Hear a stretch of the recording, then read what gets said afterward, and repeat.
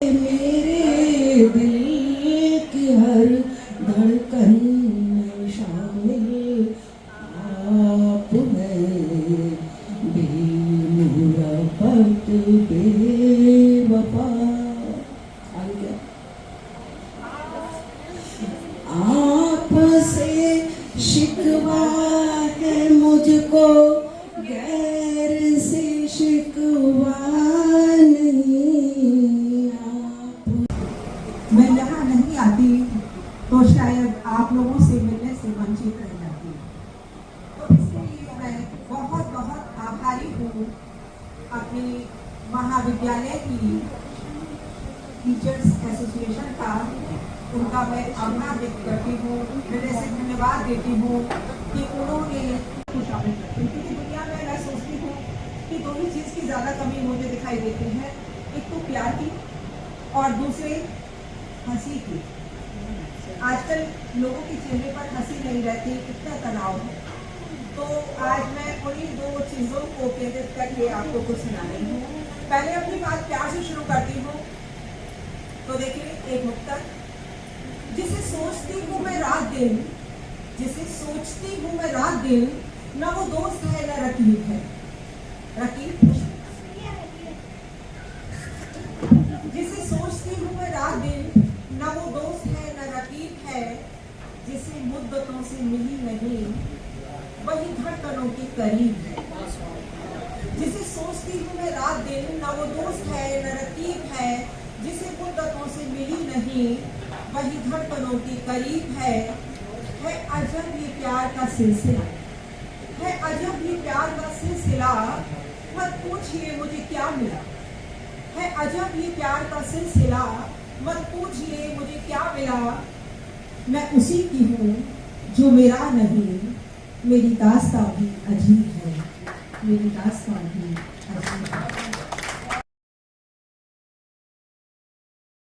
दोनों को ही अपनी जीत का था पूरा पूरा विश्वास, क्योंकि मुफ्त सेवा का नुस्खा था दोनों के ही पास। दोनों को ही अपनी जीत का था पूरा पूरा विश्वास, क्योंकि मुफ्त सेवा का नुस्खा था दोनों के ही पास। मुझे जिताइए फ्री सेवा पाइए, मुझे जिताइए फ्री सेवा पाइए। अभी कौन थे देखिए आगे।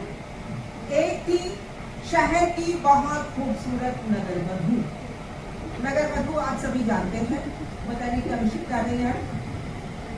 एक थी शहर की बहुत खूबसूरत नगर वधू और दूसरे थे जानी मानी डॉक्टर।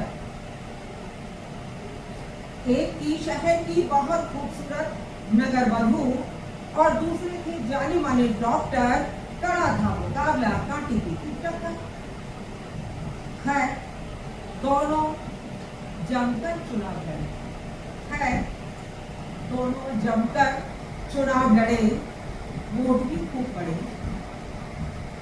पर जब परिणाम आया तो पता लगा डॉक्टर ने नगर वधू को भारी मतों से था हराया।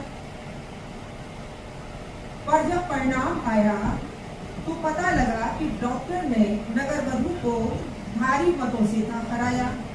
मीडिया चकराया, नगर वधू के पास आया और बोला, मैडम आप कैसे हार गई बताइए, मैडम आप कैसे हार गई बताइए। नगर वधू बोली, अरे छोड़िए जाने भी दीजिए, मेरा मुंह मत खुलवाइए। अरे छोड़िए जाने भी दीजिए, मेरा मुंह मत खुलवाइए। आप जानना चाहते हैं मैं कैसे हार गई? आप जानना चाहते हैं कि मैं कैसे हार गई? अरे मुझे तो मेरी गलत फहमी मार गई। मैं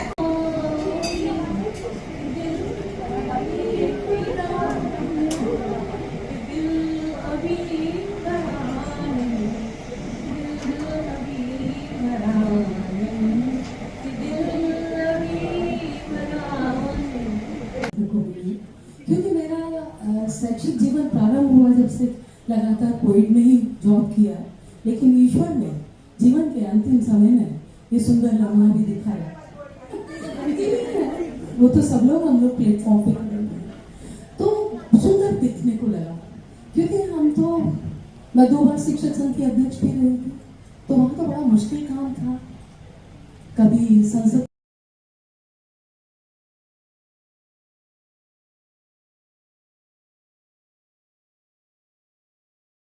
था, तुम्हें कल धूप में साया। तो हमारे सभी वरिष्ठ जो हैं वो सम्मान के योग्य हैं। हमारी वरिष्ठतम साथी डॉक्टर पद्मा शर्मा जी भी यहाँ पर उपस्थित हैं।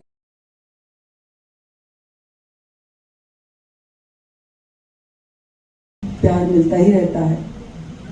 अभी कुछ दिन पहले कॉलेज गई थी, तो जो मिले उनसे बहुत प्यार सम्मान मिला। तो मुझे लगा कि टीकाराम कॉलेज तो कभी भुलाया जा ही नहीं सकता। प्रतिमा जी कह रही थी क्या मैं याद हूँ, यूनिवर्सिटी में तो बहुत ज्यादा जाना होता था। मैं तो प्रेसिडेंट इसलिए कभी नहीं बनी कि प्रेसिडेंट बन के फिर पढ़ाऊंगी कैसे, क्योंकि पढ़ाना तो मेरे जीवन का अभिन्न अंग है, जो मैं आज भी करती हूँ। एक छोटा सा विद्यालय चला रही हूँ और उसमें मैं अपने मुंह से नहीं कहना चाहिए, लेकिन हम दोनों अपनी पेंशन उसमें पूरी जॉब देते हैं। अपनी एक केवल और भावों की अविरल धारा बहती है और हम सब एक श्रोता की तरह उसको सुनते रहते हैं।